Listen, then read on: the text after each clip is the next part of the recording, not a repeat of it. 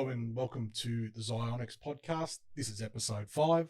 I'm your host, Ben Caruso, and today I'm joined by Matt Barton, who is a physio at One Point Health. Matt also happens to be my physiotherapist, so we got him in here today to have a chat about all things physiotherapy and just sort of also show kind of what they do and some of the results that they get. I think a lot of people might not understand exactly their role and what they can do, but I swear by them, so I don't I think this will be very handy for everyone that's listening. First of all, Matt, welcome to the podcast. Thanks, Ben. Thanks for having us, mate. Not a problem. Just firstly want to ask you what made you want to become a physiotherapist, and how did you go about becoming one? Okay. For me, sort of through school, I guess, particularly in the later years, like, year 9, 10, 11, 12, really sort of struggled with what I wanted to do, particularly sort of post-school, and obviously went down the roads of trying trades and, work experience, worked in insurance a little bit as well. I took a year off just to work because I still wasn't really sure what I wanted to do, but working in a couple of different areas and industries and things, that made me sort of realize that I wanted to do something relative to sport. So for me, given the ATAR for physio is ridiculous, like 99 at the time or whatever it was. Really? I didn't get that ATAR, so I had to go Not many people would. Nah, not many people do. Yeah, it's pretty hard to get into. So I went down and did a exercise and sport science at ACU at Strathfield, and sort of going through that, then found the passion for rehabilitation, and that sort of then I guess led me into physio from there. So yeah, okay. And is there different? You just touched on rehabilitation. Is there different avenues of physiotherapy, like more specific, like a master's or something like that? Or yeah. So you can obviously, if you get the ATAR, you can get into the bachelor's program, which is a 4-year course, and if you don't get that mark, you can then get in through an undergraduate degree in like a health science or a sports science, but then you've got to get a pretty high GPA, sort of average to then be considered to, or hopefully be accepted into one of the unis that runs the master's program, which is 2 years. So for me, it was 5 years of full-time study. Okay. Yeah. Wow. So I guess for you, what is it about physiotherapy that like interested you? Is it just also an element there where you like is it just helping people? Is it more hands-on? What is it that makes you want to be? Yeah, I think it's obviously that to some extent, obviously helping people to try and become the best version of themselves, but I think for me as well, I always like to be trying to do something different or improve myself. And I like with physio, there's so many different types of physios and different things that you can sort of go into. So there's a lot of variety. You're not necessarily treating the same thing over and over and over again, particularly within a private practice setting, which is where I've obviously started my work. So I didn't go into the hospital setting or anything like that. But yeah, I like the degrees of freedom that you're able to have as a physio in that setting, so it's always different, and there's not sort of set procedures that you have to follow, where in a hospital it is a little bit more protocol and proceduristic sort of approach to treatment. One thing I've noticed, because I've done both, the hospital, I won't get into that, but when I do my physio sessions at yours, like the amount of you can have multiple conversations with 4 or 5 different people. Different, you got podiatrists there, you got the surgeons, you got everybody sort of. So many times I go, hey, what do you reckon about this, or what do you? So you always got that professional, like offsider, professional advice to bounce things off. Yeah, which are cool. Like that's what I noticed. It's like, oh well, at least they're always on the go. They're always understanding what's next, and what do you don't do that, do this. Like everyone's kind of. It's really like it's great. Yeah, it's a really professional environment. Yeah. So I guess the next question is with I suppose with me in particular, what are the things that you are trying to achieve out of that? I mean, obviously I've got my own things that I say, look, this is playing up, this isn't working. What can we do? You help me. But is what are you trying to achieve with someone like me? Is it just to or we could use another, if someone else has got another ailment or impairment, what are you trying to achieve? I guess it's it always comes back to what the patient wants to get out of the treatment as well. And that's what I like about it too. Some people, it could even be literally, how can I hang my clothes out on the line without my shoulder hurting, versus someone wants to get to that next level of sport, and how do I try and get the most out of my body to get to that sort of level. So firstly, it's always relative to what the patient's goals are and whether they're realistic or not. So they're things that we obviously try and discuss and then advise a plan in order to try and achieve that. So for yourself, it's obviously trying to get the most out of, what the situation is in order to keep you functional, strong and mobile, and be able to do as many things as possible independently without, having issues doing those sort of things, or having the confidence to do it. So if I came to you and said I want to be a UFC fighter, do you know what I'm saying? I know that's it. Just to make it simple for everyone. You got to be realistic with people, and that's where we sort of come and go, well, maybe that's not realistic, but we can always break those goals down and then work into smaller goals. Because it's always, people will look at where they want to be, but they don't look at the in between. And where they have to, the boxes they have to tick in order to get to that end goal. So breaking it down like that, I think is. You're always saying to me, like, it's all good and well you coming here and listening to me for 45 minutes and training and doing what we're doing. But if you're not going away on your own time and actually working on 100%, by the time you come back for your next appointment, you're like, what have you done? Nothing. That's it. We're not going to get anywhere. And I'm a big advocate for that as well.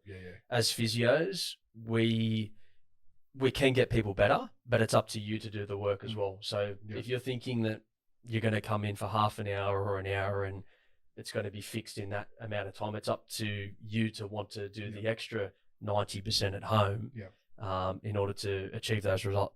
In order to achieve those results. And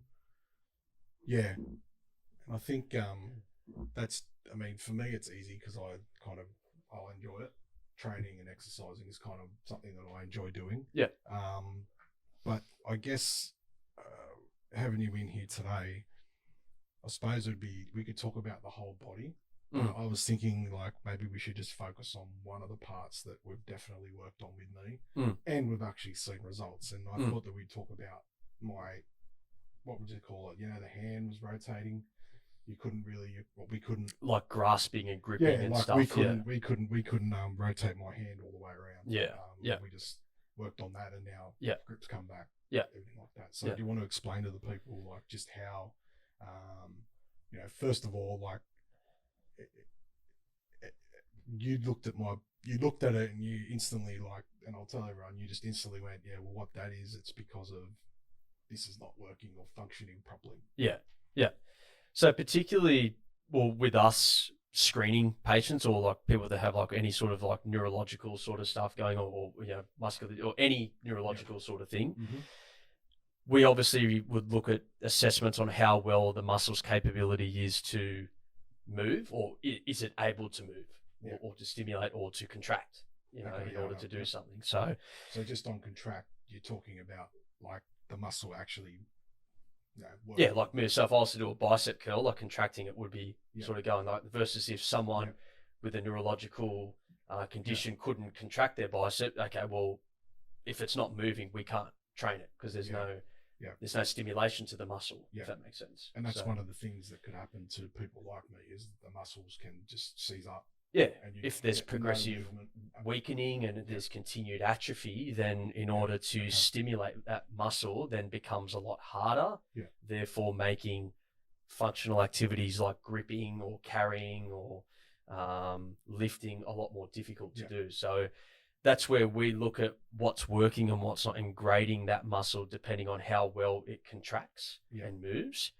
And if there's still movement there, then it's obviously still something that we can train.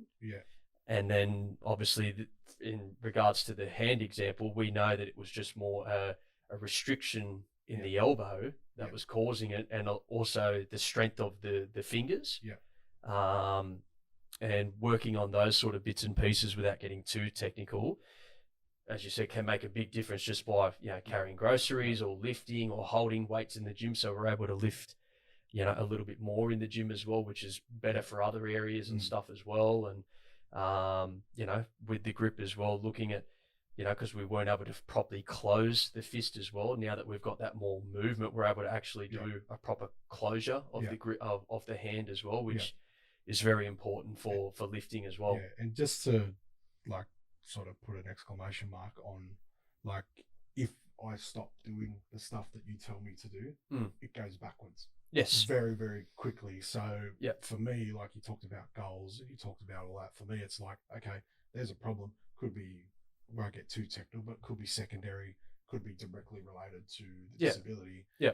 But if it's secondary, you've got a good chance of fixing it because it's secondary. But you've got to, what I've discovered in my own time and everything like that is that if you stop, like anything, if you're being a bodybuilder and you stop, you're going to lose your muscles pretty quickly. Within the first couple of weeks, you're going to get some sort of atrophy in the muscle to some extent. I think one thing is that, like, just to put another point on it, is that it's not like it.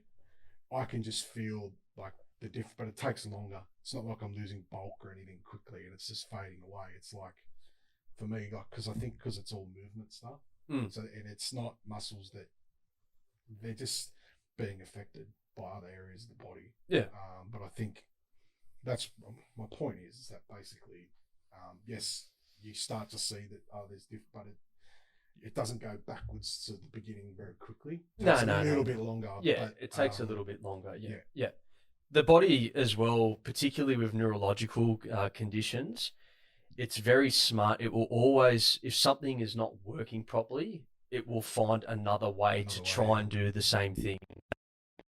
We obviously come in to try and identify what that is and or is it reversible, and how can we train it to be a bit more of a, well, I shouldn't say normal sort of, behavior, but how can we sort of train it the right way to get things trying to activate and work a little bit more in a better manner. Yeah. And I suppose that's what I was saying about, like, secondary. There are some things that we won't get into detail, but there are some things that are just affected by the disease. Yeah. It's just affected by it. And again, it's, again, though, like, it's not the excuse for everything. So we have to try. It's like, hey, I got this. And I know, I think we spoke about I had a question about the anatomy of the shoulder, and you basically told me everything I needed to know ever about a shoulder. But and once we started talking, and I said, look, I think I looked into it online. I thought it was this, but I just want your guidance on what exercises. And I could tell you, like, just by that, we've added a couple more, and like I've been doing it over the weekend and the last week, and already you can see it's not like it's not an aesthetic thing. No, it's not it's not like all of a sudden it looks, it's not about that. It's about all of a sudden that's functioning better. Yeah. I can and I can feel it actually doing more of what it's supposed to do. Yeah. So I suppose that's all I really wanted to touch on, like, exactly sort of what you do, what you can do, and you're not saying I'm curing people, you're not saying I'm fixing every problem. It's like this is something that you can fix if you want to. Obviously, you've been dealing with me. I'm a muscular dystrophy patient, and I suppose we already touched on the fact that we try and fix secondary, and I suppose we push a few boundaries too. Like, we have a go at a lot of different things, which, like, you might say, oh, let's give this a go. Oh no, that didn't work. And well, that's a good point. So just the other day, we were trying to do the muscle that we spoke about earlier, which is some bit of the shoulder. And we tried to do like a couple of things with weights. and then you kind of were watching me, and you kind of just went, "Look, I don't think don't do the weight. Let's do it with free weights. Just focus on the movement." And then we went and did, like, you went and took me through 2 or 3 other exercises, which we actually still got one hell of a workout. Just by not using, so there's a lot of, I suppose I just wanted to get your input in, like, some of the methods that you would use, like you use, for whether it be free weights, but just sort of explain, like, you would go through that process to get to that. As I said, it's going to depend on, well, straight away, the goals. Okay. So someone like yourself that's motivated and trains in the gym, I'm going to be more inclined to go into the gym and use equipment, versus someone that just wants to be able to pick up laundry and they've got no interest in lifting weights. I will design exercises that have meaning to them and what they want to try and achieve, because the best exercises or the best stretches, whatever it is that your therapist is giving you, is the ones that get done. At the end of the day, you can have the fanciest exercise program, but if you're not doing it, what's the point? But yeah, look, in regards to exercise prescription and prescribing an exercise to someone, it's the ability to, if we need, like, as you just said, the weights, I could see that the control wasn't there. So I'm always thinking, how can I progress an exercise to make it harder, versus if it is too hard, how can I drop it back, or what can I change? Do I change positions? Do we go without weights? Do I start with bands? Do we let gravity assist it? All of these things to try and get the same sort of effect. And then that's how I sort of think about, well, programs, movements, exercises for patients, because it's more quality of movement rather than pure just quantity of just doing something for the sake of it, if we don't know why we're doing it. So just on the free weights part, like, not using the weight, like, I know for a fact, like, if you give me something that's like, okay, we tried to do it and it was like, I can get a little bit frustrated, like, because I, but you would just say, no, do it this way. And then, like, we alternate it. And then it's a funny thing, like, once you start doing it over and over, like, if you, by the time I get to the 3rd set, and you can attest to this, and I've seen it myself, is that by the 3rd set, you'll be going, that looks excellent. Like, you're actually doing it exactly how you should be. Because you got that muscle memory, and you got that muscle, what's the word? It's neuromuscular adaptation. Adaptation, without, getting too technical, but you're providing the system a stimulus, and it's getting used to that stimulus. So then it acquires that skill, and then it allows for the movement to become, or a little bit more freer, rather than a little bit, where you start something, it might feel awkward or harder to do. But as we acquire and learn it, and the body gets used to stimulating it that way, it tends to be a little bit easier the more you sort of do of it. And I've seen it. It's not like you're talking up my rubbish. I've seen it, so I know that it works. And then I also know, like, too, like you're starting there, you want to build it, so you want to get to increase your reps. Once you get to a certain point where, okay, now you add weight. Even if you fall back, you might do then 1 set with weight, and then do the next 2 without exactly things. So I've sort of got that knowledge just from my own sort of my own mindset and drive what I want to do. I guess I just want to go 1 step further. So there are times when we'll come into the physio and I'll say, look, I'm a bit, like, you'll say, like, I'm a bit sore. I'll say I'm a bit sore in, like, my lower back, or my hamstrings are tight, or I've got whatever it may be. And you'll assess that, like, very quickly. You'll say, okay, this is where you're tight. But the thing that amazes me, and I suppose what I want to get to, is, like, you will tell me and say, well, it's not because of that.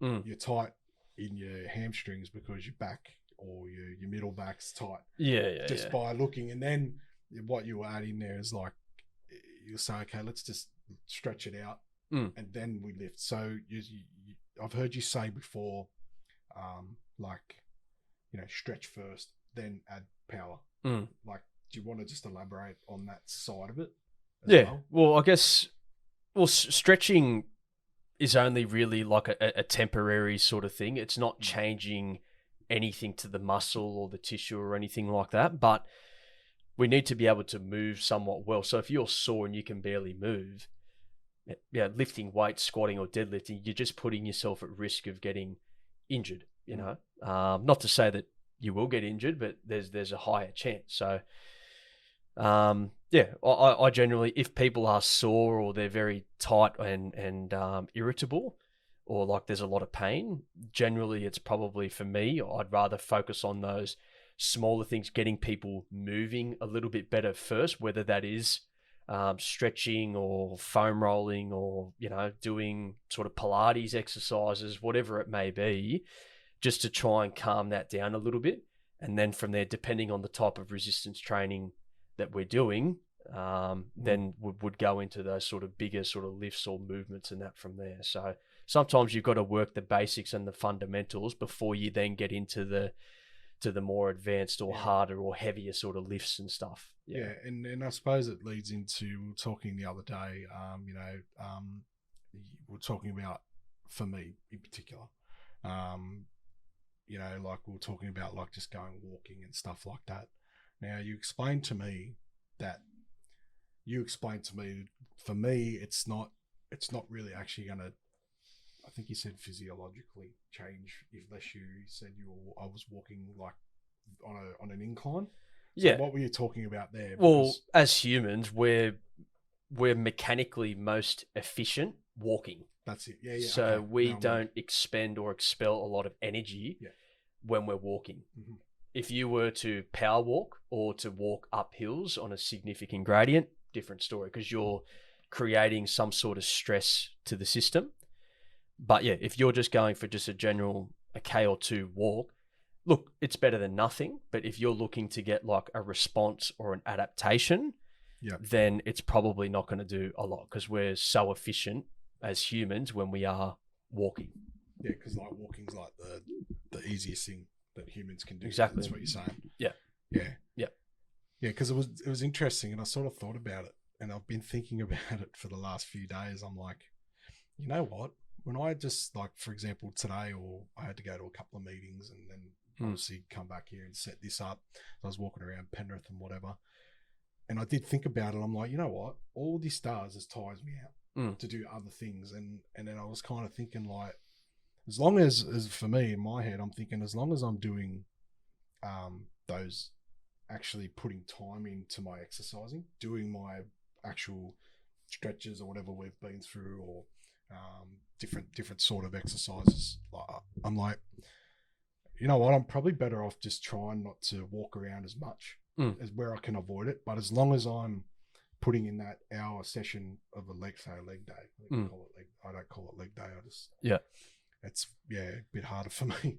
But like if I and it got me thinking. So the other day I went to the gym, said, nah, I want to go use the sleds that we use. I'm going to push that around. Straight away I got that instant fatigue and everything in the muscle, and I was like, but so for me it's like, as long as I'm getting that time, then rest, try and get that. It's not always ideal or easy, but if you can just get that right balance between okay, don't walk around and kill yourself, because you're actually just fatiguing yourself for no actual benefit. Training and rest is just as important as training. Well, rest. Recovery, sleep, nutrition side of things, diet, all of those things are just as important as you training, and you can't out-train a bad diet. Simple as that. So without getting too much into the nutrition side of things, but your performance will be significantly affected if you are not sleeping well, or if you're not eating the right things or replenishing your body with the right nutrients, particularly with training and in the gym and lifting weights and all that sort of stuff. It will really compromise recovery, which will then lead to poorer performance from a physical perspective. But when I say I go to the gym, like I go there and do what I do, like what I've been taught works to help me. So I might sometimes just go there for like half an hour. I might have already trained at home. Drive there and then say, right, I only want to use that machine and that machine. Bang, bang, get it done. because I might not be able to. I might not be able to do it at home. I might not have the equipment. Yeah. But just on the sleep, everyone obviously will tell you like it's very important. But in terms of like what for you, like I suppose, what's the ideal, or what exactly? So let's bring in things like sleep apnea, and people might have different neurological or hormone problems that can't make them sleep. Yeah.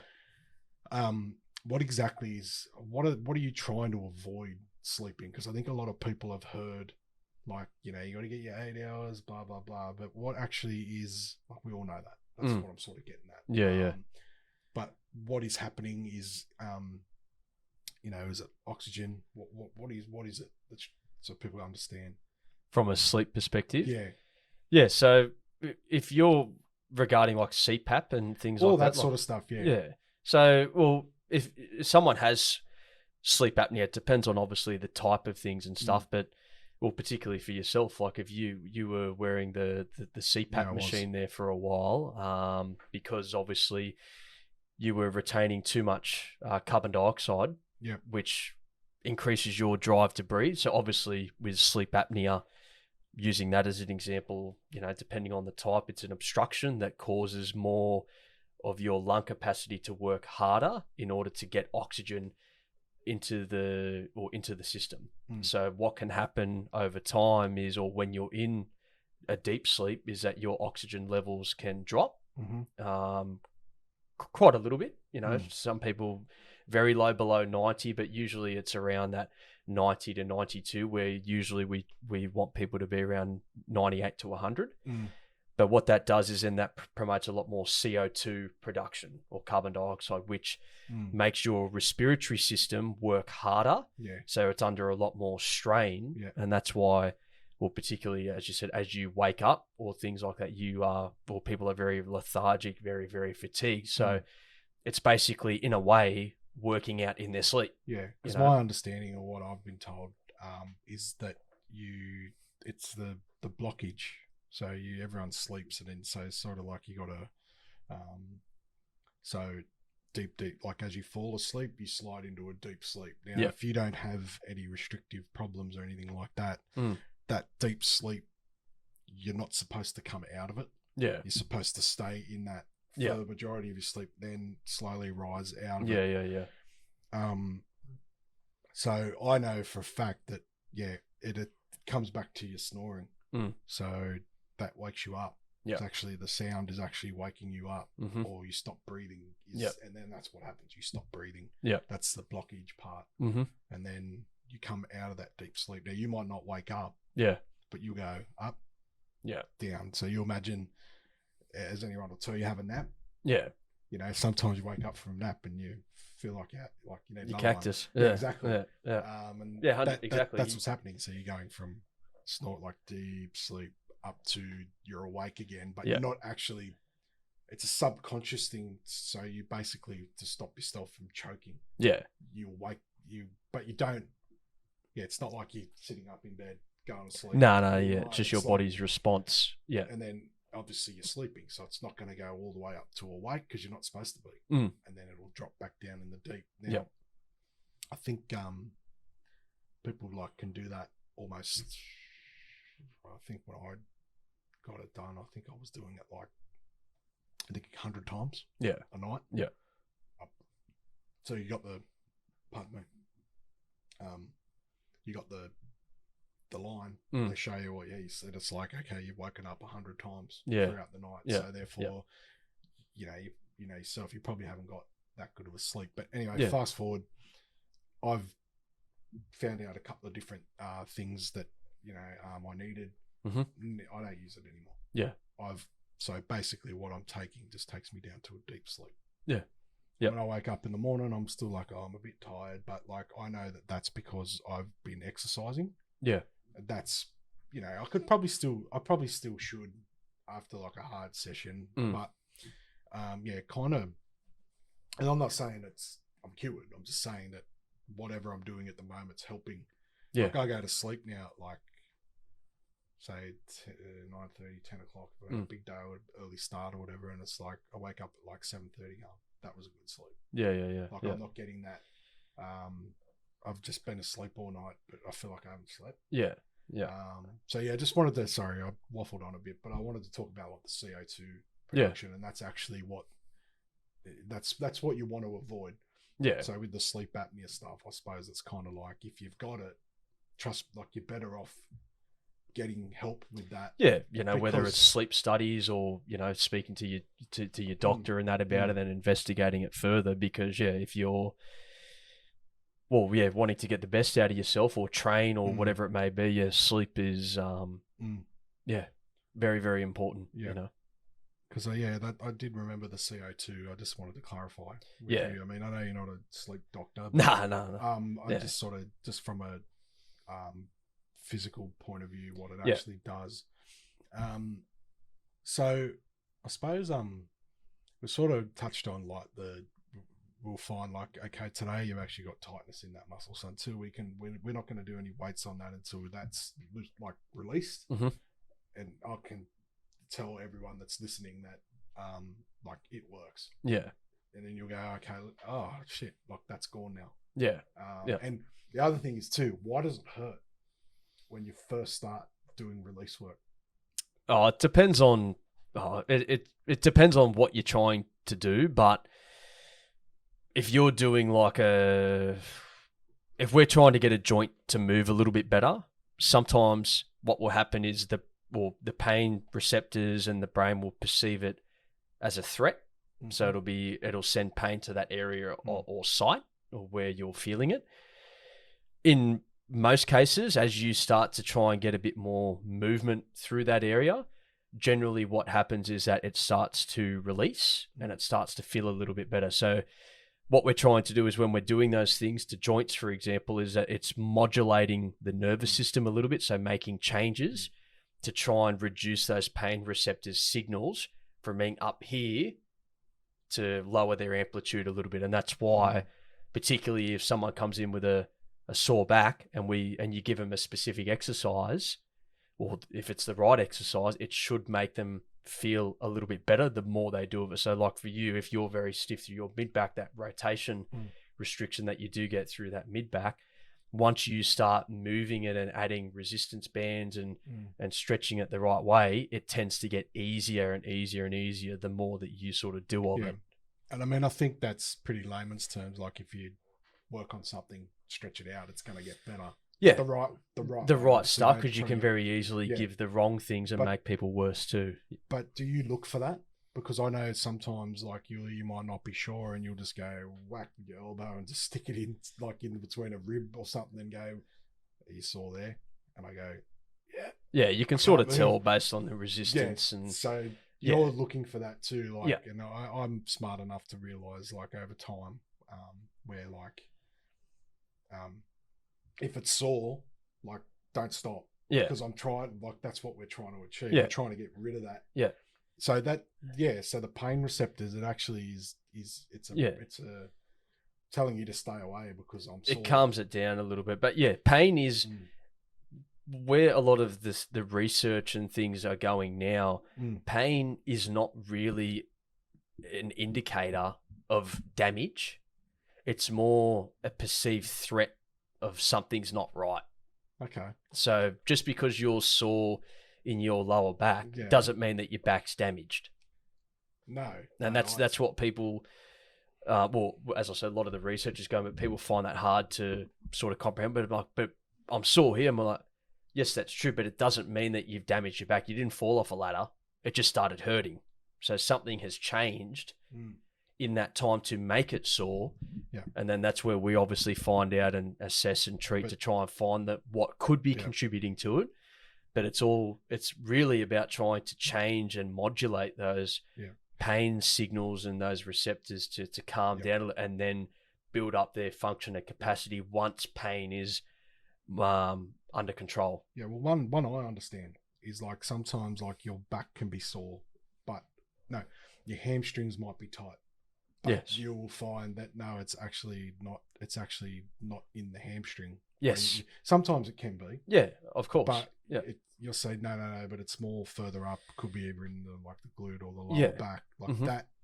That's what I mean. Like, Yeah. and it's funny you say that, and because I know myself, like when I get really, really fatigued, my hamstrings tell me that I'm tired. Yeah. Nowhere else, Yeah. like my shoulder goes, oh, you've really like, I don't get that. Yeah. But I know when I'm really fatigued, my hamstrings are just going, like, it feels like someone stabbed them. That's it. And there's reasons. And I know, like, back off. Yeah. I listen to that's like my, Yeah. It's your body saying, okay, we've got to bring it back a little bit, or it could be bad. You know? But yeah, a lot of the times with a lot of injuries, it's not where you're sore doesn't necessarily mean that that's where the problem arises, as you were just sort of sort of stating. Yeah, I was trying to do it like but yeah, and that's obviously where we come in, because a lot of the times, like, people can have a sore back from an ankle problem or a restriction in their ankle, or they could have they're getting pain down their arm, shooting pain down their arm, but there's nothing wrong with their arm. It's something that's going on in the neck, that's and that's where obviously we come in to try and diagnose and then treat and then give the right type of advice or an exercise or interventions to try and help, or find out what really is causing this problem, versus if you were sprinting and you tore your hamstring. Well, obviously, okay, there's an issue with the hamstrings, whether they're weak or, whatever it may be. But a lot of the times you find where someone is sore, it generally isn't always a problem at that particular site. It could be contributing from a lot of other things as well. Well, whenever I Dr. Google it, so I look something up on Google to find out what's wrong with me. Yeah. Or like, what's the anatomy? That's why I asked you, what's the anatomy of the shoulder or the. I had a look at the anatomy of the forearm. Jesus, that's difficult because it's got the rotation, complex, posterior. It's a lot of stuff. And you're just looking at it, and I was just going, is that muscle or is that one? Like, which one am I looking at here? Like, you know, I forgot what I was going to say. I had a good question. So with you, like, they reckon that, and everything that I see at Dr. Google, that's what I remember. So everything that you start to see is like, it'll always have like the nerve part of the thing you're reading. Yeah. And it always says it could be your C6, or I always see those numbers. That is what causes your arm pain. Yeah. Like, if it's nothing else, if you haven't literally like been crushed or broke your arm, like a bone or something, like usually it's like there's pressure on that. And as I said, I'm Dr. Googling this. Yeah. So I'm not saying that that's gospel, so don't go yelling at your doctor because of what I say. But it's hard though. That's the hard thing, because particularly in health and healthcare, there's so much information out there. There's so many people out there advertising and selling you, this unlock your shoulders, this will fix your back pain, the new gadget, that this is going to resolve everything. Like, there's so much hocus pocus out there, and people don't know what to believe because there's too much misleading information out there. And as you said, Google, same thing, but where yourself, and what I say to a lot of my patients particularly as well, is because even GPs get it wrong too. They're not experts. Surgeons are not experts either. They get things wrong too. And look, so they get it right too. Yeah, they get it right too. GPs can sometimes surprise you. Like, he's just a GP. He doesn't care. Like, no, there are some out there that are like, why isn't your professor prescribed you this? I don't know. That's it. Isn't he higher grade than you? I don't understand why. And there's always those that will go above and beyond to try and get you the right care and help. But then there's also a lot that don't care, and people take their word as gospel, where they could have had something, if they seeked other advice or maybe dug a little bit further, they could have resolved something many months or years before it turned into other sort of chronic conditions. And we're treating a lot of other factors with it as well. So well, I think you put all that sort of together, like, I think physios for me, like, so I'll explain to you what I think. Like, physios for me, like, or what I've always said is, like, physios are like, I suppose the difference between like an engineer and a mechanic. So an engineer may be able to draw all the how it's supposed to work and understand how it's supposed to work. Yeah. It's just generic terms. You don't get upset if you're an engineer. Yeah. You know, but like for me, like a mechanic actually is, he's doing the oil change. He's changing the fluid in the car. He's actually undoing the bolts and dropping the clutch and doing all this stuff. Like, whereas an engineer might know how to do it or he's designed it, but he doesn't necessarily ever works in a mechanic shop and takes it apart. Yeah. I guess that's the best way I can sort of explain like a physio. Yeah. Doctors prescribe. Yeah. Doctors do the tests, but a physio actually is a mechanic. Like they will actually look at your body, and as we said about the stretching, about the you know, like the sleep, we touched sort of on everything. Like and you guys are kind of, and sometimes it is like let's try something. Yeah. If that don't work, let's go to plan B, plan C. Yeah. If plan D might be, okay, now we need to go to surgery. Yeah. Like that is the only option that I've tried everything. Yeah. Like I have undone, you know, and again, back to a mechanic, you know, you've changed, you know, you've done everything. Yeah. Changed the oil, etc., etc. Yeah. But nothing's worked. Yeah. Okay, you need a brand new engine. Yeah. Kind of thing. That's kind of the way I explain it. Like you guys are hands-on. Yeah. Like, well, we're trying to figure out the why. Yeah. You know, why is something presenting like this? What's happened? And how and what avenues or what tools can we offer to try and get that person back to the level that they were before this sort of happened. Now, a lot of the times it can work, as you said. Sometimes it does need to go down those other avenues like orthopedic, or it could be, you know, something autoimmune related where there's other factors going on as well. But that's obviously our job to try and identify those things quickly. And then if it's something that we can offer help with, or if we can't, trying to get them to the right person that can offer that additional support as well, or the right type of imaging that they should be looking, or no, we need to be going down this avenue and exploring and digging a bit deeper here. Yeah. Well, that's exactly how I found out about what I got. Yeah. So I was at a physio trying to fix something that I couldn't do. Yeah. And then over like 4 or 5 weeks, so I was, as far as I was concerned, I hurt my back. That's what I thought was going on. Yeah. And we did plan A, plan B, plan C. We stuck on probably plan C for like 3 weeks. Yeah. And then he just kind of went, I'm out of ideas. Yeah. Went and saw his senior manager or whoever was running the practice. Just down here, they did a good job. I'm not. Yeah. There's no reason why I left them. It's just time. No. Yeah. And I moved to another place. Was lucky enough to find you at One Point, which I'm very happy with. Yeah. But yeah, like, so a physio, as you just touched on, and as I just touched on, like they literally tried everything. Yeah. To get me going. Yeah. Once it wasn't happening, they had to go to plan D or plan E or whatever it is. Plan 3 or 2, 1, 2, 3 or whatever. And that was, you need to go and see someone that specializes in muscle because there's something wrong. Yeah. And that's how I found out. Yeah. Okay. Yeah. Like from that point, it took a while. Yeah. Like 12 months or probably 6 months from there. Yeah.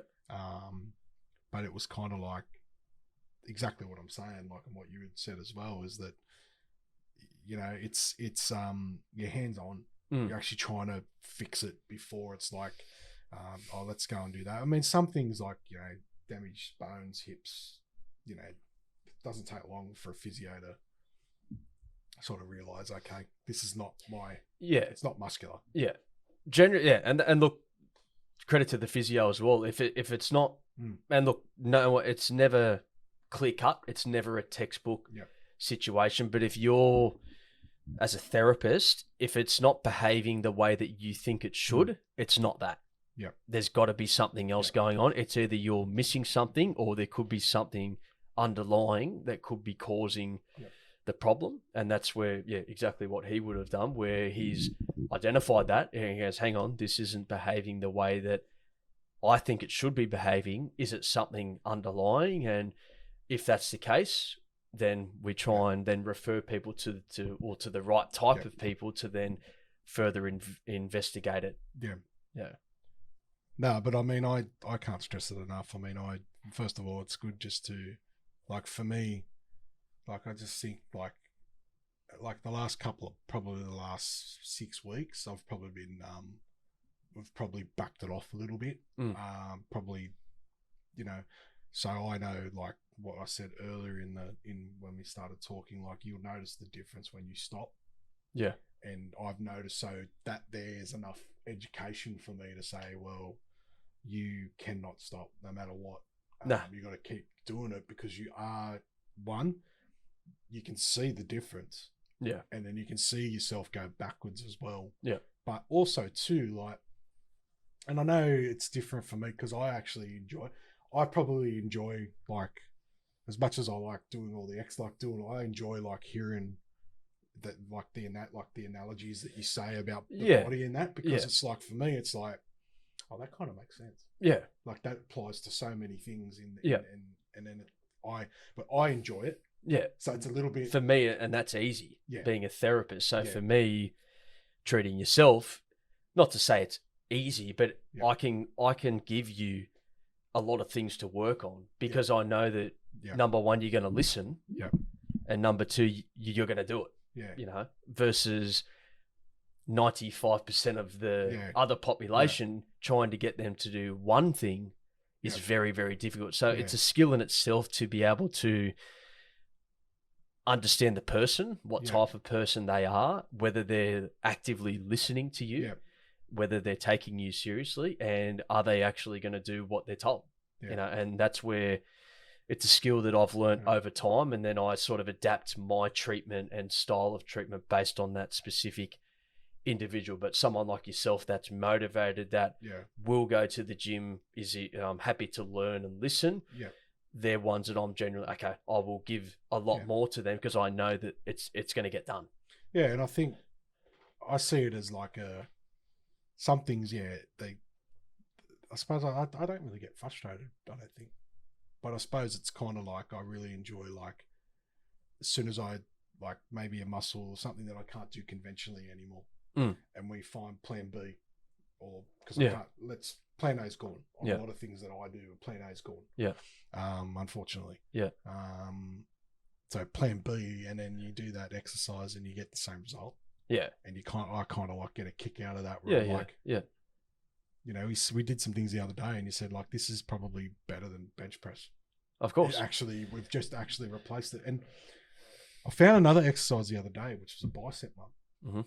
And it was and I saw it I looked it up, as I said, Dr. Google. I was looking at, on, like, some bodybuilding page, different alternatives to working the long bicep. So you know what I'm talking about. That was the issue that we had. We're talking about.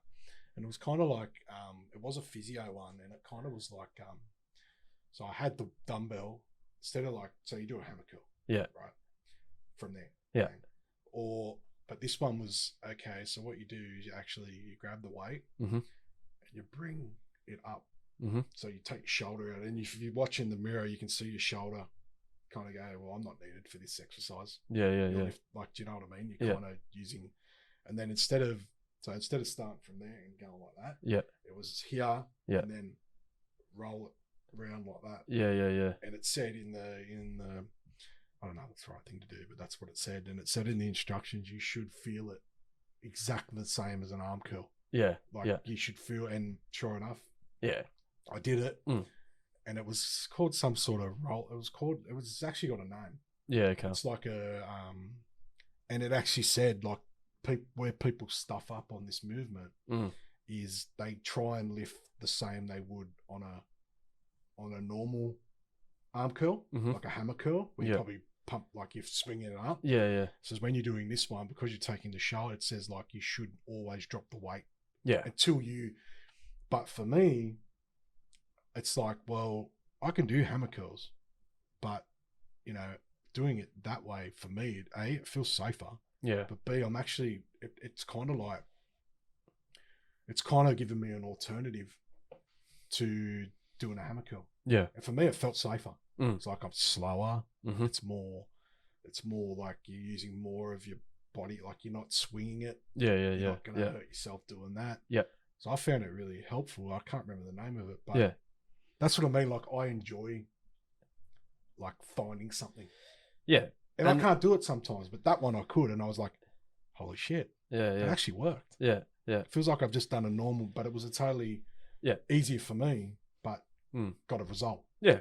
And that's where obviously, well, what our training or any physio should do is have the ability to, if it's not working, how do we change it to try and achieve the same result? Do we need to change the band, the resistance, the position that we start in? Like they're all things that we've got to consider when prescribing a certain exercise, you know, and that's what any physio should, be able to do, is find that sweet spot, or find if something is not working, how other ways can we achieve the same thing without having to lift 25 kilos or benching 40 kilos or whatever, because there's many other ways to get the same results without doing those big sort of lifts and movements and stuff.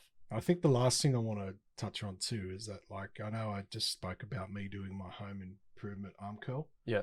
But, like, I also enjoy it because it's safe.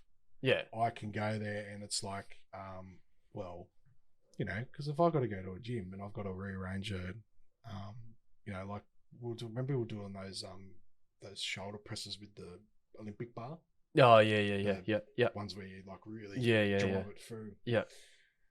And like for you, like to help me do that, to set it up, because that could be the difference between me doing an exercise and me going, it's too hard for me today. I'm too, but like, do you know what I mean? So it's safe. What you're saying, it's a safe environment where I can come there, we talk about things, and then you can say, okay, well, instead of you standing up on that and tying, I'll do that. Like, you know what I mean? So I get that. Course. I think that's very helpful as well. Of course. And I suppose, like, okay, you could go to a personal trainer. Yeah. They're not physios. And I'm not knocking anyone, because they are there for that really aesthetic bodybuilding. Well, their job is to guide you through exercise. And they train you. They're not there to manage injuries. They're not there to diagnose pathologies. No. That's not their job. Their job is to purely guide you to participate in safe exercise. Yeah. Okay. Yeah. And you also told me once that you hate going to the gym because everyone knows you're a physio. Yeah, so I just constantly asking you questions. Yeah, I used to do it a lot when I was like younger, you know, but now, I just like, you're in the gym every day at work. I try and do like just have variety, sort of different things, team sports, you know, sort of doing my own sort of thing. Yeah, just because I don't like to be sort of distracted. I try and sort of take myself away from that setting because I'm in it. Yeah, all day. Working every day. Right. So it's more probably those sort of things, you know. But you touched on team sport. Like, are you like the team physio? Like of course. Yeah. That's how it is. That's kind of what I'm getting. Anything goes wrong, it's up to me. Where's Matt? Yeah, okay, fair enough. No, my boss thinks he's a physio. He's you know, Is that Michael? Yeah. Yeah. Okay. He thinks he's a physio because he's come back from his Achilles rupture. So okay. So that's a big Achilles heel. He's tall. Yeah, he did it playing soccer with us. Okay. So took him through the rehab, but same thing. You know, he was similar to yourself in regards to, you know, did all the right things. He put the hard yards in, and he was able to, you know, return to sport. So, but for me, like, who's not going to, like, okay, I've got this issue. If you do these things, like, and that's, I suppose, why I've got you here today, because I want to explain to people that it works. Yeah. Like, if you are willing to put the work in, that's it. Like, and look, don't get me wrong, there are times where I've got other things going on in my life, or sometimes it feels like a chore. Mm-hmm. But, you know, that's that one, at least that one time a week, I say, okay, no matter what's going on, this is the time. Even if I don't exercise again till next session, as long as that one session we're working on what I want to achieve, or you know, that's minimum. Yeah. But it is, unfortunately, you have to put the work in yourself for that 2-3 sessions away from there. Yep. Otherwise, you're wasting your time. You're just not gonna, Yeah. you know. And that's sort of my point. Like sometimes, yeah, it's like, okay, I might be busy with this or busy with like deadlines for work. Yeah, of course, and that's life. Yeah, but life. that's rehab as well. Yeah. You know, rehab is not a linear curve going up. It's you're up, you're down, you're flat for a little bit, then you're back up. Like that's just a part of the journey. But I think, and I've always said that to people as well, like doing it depending on goals and what we're trying to achieve from physio or the rehab plan. Once a week is not enough. If we're just looking at purely the science in order to get a response, we need to be doing it multiple times a week.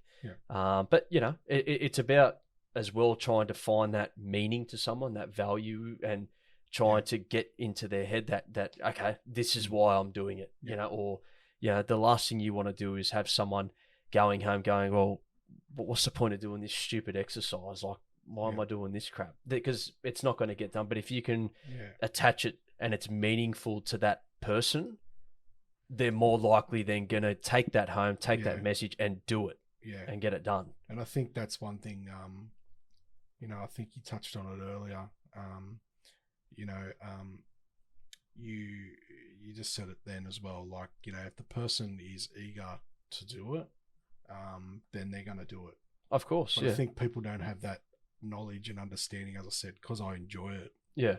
And I've seen when I was younger before, like the disease got hold of me. Not that I'm, you know, I'm worried about it right now, but like, it is progressive. But, you know, I just remember when I was younger, if you put the work in, you'll get the result. If you're not putting in the work, you won't get the result in the gym or whatever. And I think that's what one thing that I want to get across as a patient of yours and of One Point is that I already have that knowledge that if I apply it, I can fix it. Of course. And yes, within realistic expectations, as I said, and you said earlier as well, like unrealistic expectations, if you can't have those. No. My expectations are this is what you are. This is what you're trying to improve. Let's do A, B, C, and D and see if we can get something. Yeah. And 9 times out of 10, we find something that works. Yeah. But because of my experience, I can tell you, oh, that worked. Yeah. I can feel that. Yeah. That one, it's not really working. Like, you know, you know, and you'll immediately go, okay, let's try it this way. Yeah. Or let's try it this way. But I suppose because of my like understanding of like and I'm not tooting my own horn, I'm just saying, like, you know, if we do something for my shoulder, like rows or something, I can tell you that that's not working. Then you'll give me another exercise and I'll be like, that's got it. Like we're starting to get activation of the lats and everything like that. Like I'm able to, I suppose that's what I'm trying to get across, that I suppose your patients as I said, you are a mechanic. So your patient, what they're telling you is just as important as what you tell them. Of course. So if you have to listen to the person, they're telling you the answer. But you have that. That's exactly what you're doing now. Yeah. Finally, you've got someone like a doctor. Here's a script. Professor, get an MRI. It's nothing to worry about. Yeah. I've seen them like that's not, but you know. But if you go to a physio, they might say, okay, we've got an hour. In that hour, if they're saying, you know, that's what I mean. I think people are that's my point I'm trying to get across, is that it does work. Yeah. But you just have to be patient with it. Of course. Yeah. And I know there's a cost involved.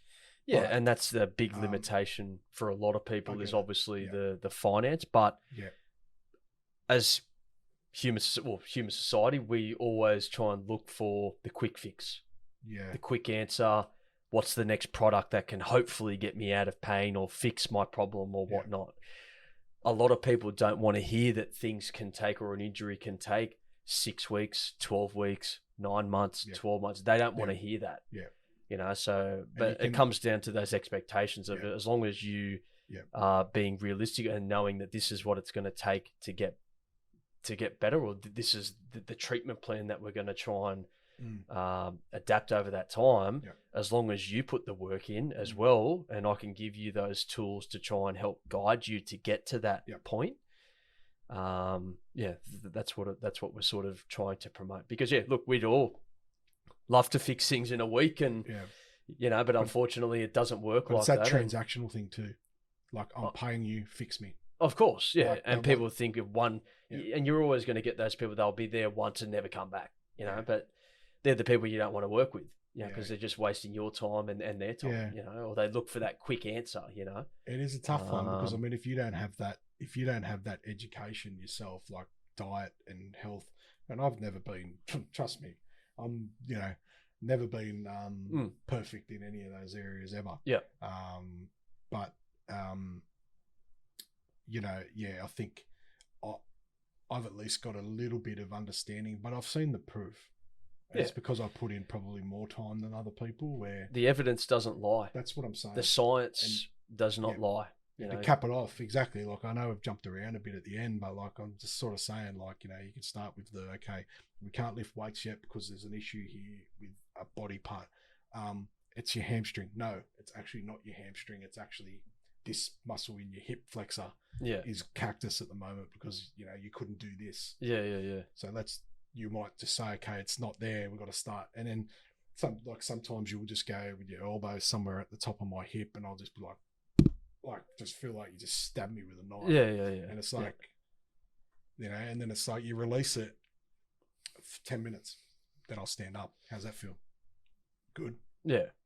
Now let's go and do some exercises like, with those muscles. Yeah. Try and sustain it. Yeah. So I guess, and then like bring it back again, like, there's a lot of options. You got to find the option that works. And then it's a matter of, and then all your external stuff. So how you been sleeping? Oh, the last 2 nights have been shit. Yeah. How you feeling?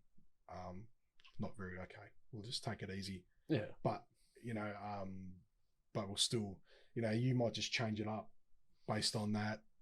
So okay. I suppose you kind of like, as I said, you're a mechanic. So you're fixing everything. It could be sometimes that, lifting weights is not worth it today. No. Because that needs to be released. Otherwise, when you walk, and it's just going to get worse and continue to get worse until you basically can't move it. Understanding the person, what headspace they're in at that period of time. Like, it's all of it. The same thing. Like, if you're coming in and you've had this and the family this and that, and it's like, well, I'm not going to give you some piddly little exercises to focus on. Your head's not even in the space at the moment. So let's just keep it the same this week. Let's just get your headspace right first, and then let's reassess in a week or two once things have settled down, and then let's get back. But this is rehab. It's the same thing. It's up and down. It's never linear. You sort of go through rough patches there where it's not improving, or you feel like you're flat, getting nowhere. It's all a part of the journey, as long as it trends upwards over the duration of time for however long it's needed for people. But it's all a part of the journey. Yeah, no, and as I said, like a mechanic normally would know 99% of the time where the oil's dripping from. Yeah. It's coming from there, or it's a different color. It's red. Yeah. This one's red. So it's like et cetera, et cetera. And I suppose that's what you guys are doing too. And I'm not saying that as a knock. I'm saying that as like, there's no element of the health that gets into it. So I guess is holistic the word, like overall that it's absolutely might be tendon, muscle, stretching, sleep, diet. You guys, and I know you've got a dietitian there and all and all that sort of stuff there at One Point as well. So it's like kind of like can be anything that's affecting it.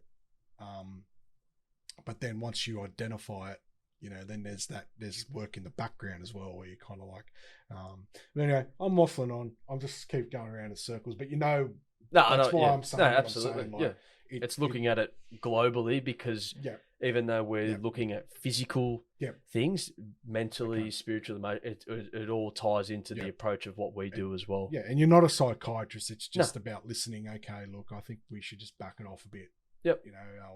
And with me, like, there's things, anyone really, like, let's back it off. It's, so, and then I think, like, the end result is, okay, we have got no chance of fixing this. Your muscles contracted. It's completely not moving. I think surgery is the only path that we can go down. Yeah. And then it's in their hands. Yeah. And then guess what? When they're finished, they got to come back to you. That's it. You know, we've released That's it how now. it goes. So now you got to do rehab for X amount of weeks. Yep. Exactly. You know, so I think that's, but I think we're at the end of the hour. I think we've gone a little bit over. So what, you're at Blaxland now? How's that working out? Like what's working out? What's happening there? Yeah. So One Point has merged with a company up in the Blue Mountains, and they're offering physiotherapy services up on I'm there on a Monday and a Wednesday just to help try and promote physiotherapy into the Blue Mountains. So I'm at Blaxland Monday, Wednesday, but then still working in the Penrith clinic, as you know, for the remainder of the time or for the rest of the week. Just trying to sort of grow that, you know, learning a little bit more about the business side of things and how things work behind the scenes rather than Penrith where everything's sort of handed to you and, you know, life's sort of easy. You go in, do your work, you go home, where it's good. So I'm enjoying it and learning a lot more about it up there and how it sort of works and, just trying to sort of grow it up, into the Blue Mountains. Yeah, because there's a big difference once you start running the practices and start actually scheduling staff, and like I know that's all going to come slowly. But it's good, and it's good for you as well, as you said. You're getting that experience. Of course, on how other things work and how to grow a practice and things. So for me, it's an opportunity I couldn't really say no to, and I'm enjoying it. And you know, it's good to it helps me get my name out there and that as well, and sort of keep things interesting for myself as well. So, well, I'll put all your links and that on my on this on the social pages and everything for and on YouTube and Spotify. No, that'd be good. So everyone can. If anyone's got questions, more than happy. If you want to message me or reach out or any concerns, we can talk and sort of give some more advice or whatnot, or have a look at things if you're injured or whatever it may be. So I'm more than happy to do that as well. I can't talk his up enough. I know for a fact that it works. And I'm still committed, and obviously we've got a session tomorrow. So so looking forward to that. Well, I guess we'll just wrap it up there. Now I would like you to come back. Because I think that the more I think having you on here is really important to, in the first podcast I've kind of spoken, the first one was about me explaining to people this is what's going on, surprise. Sorry if you didn't know, blah blah blah. And the second one was like getting other people that have got ailments, so there's like that connect. Third one was I meant like a father of his son's got of autism, and then the fourth one was like a mindset coach, and the fifth one is there's actually work that's got to be done. You can't just sit there in fairyland and actually not do something about it. You actually got to. So I guess the first 5 of the podcast is just basically like showing everyone that your health and mental health and physical health, and it's everything. It's all one big thing. You can't just like treat one and not the other, or et cetera, et cetera. And I just that's why I really appreciate you coming in. Thanks for but having us. I'd like you to do it again. And, absolutely. We can just try and make it like a regular for you. Because I truly believe that it's there's other things people swear by, like chiropractors and things like that. But I swear by physios. That's I know, I've seen it. I've seen the proof and the evidence. And it's But we'll wrap it up there. Thanks for coming in. Thanks, Ben. I appreciate it, mate. Enjoyed it. Thank you. Coming.